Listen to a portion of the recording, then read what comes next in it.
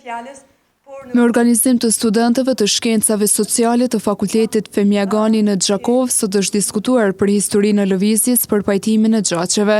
Ligjëruesja Have Shala në këtë lëvizje njihet si njëra nga pionerët e para të lëvizjes, para studentëve ndau disa fragmente nga ato kohë të vështira. Ishte kohë e vështirë.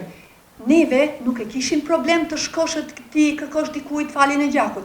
Ne në shumë të rasteve kishim problem rrugën, e kishim orën policore, e thomë sinqerisht, e kishim problem veshmbasjen, e kishim problem ushqimin, gjëra banale, por disa atë kohë dhe për shumë në këtë kohë, por atë kohë ishin gjëra eksistenciale.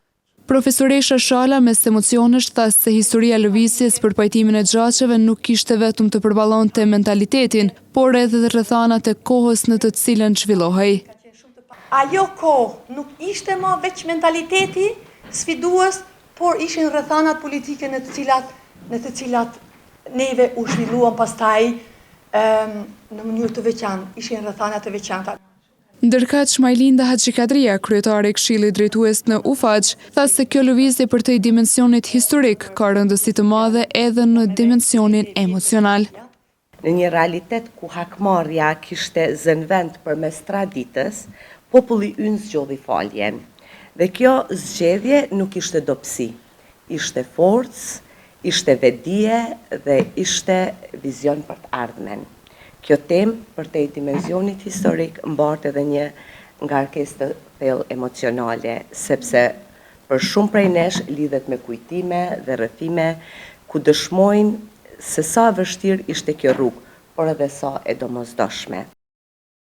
Lëvizja gjithpopullore pajtimit të gjaçeve veprimtarinë kishte filluar me 2 shkurt 1990 dhe qëllimi kryesor i saj ishte unifikimi i shqiptarëve sikurse ishte bërë në çdo periudhë tjetër të historisë. Kjo lëvizje aktivitetin e saj zyrtarisht e kishte përfunduar në majin e vitit 1992, ku aso kohë kishte hulumtuar me tubimin të verat e Llukës, ku ishte të pranishëm rreth gjysmë milioni njerëz.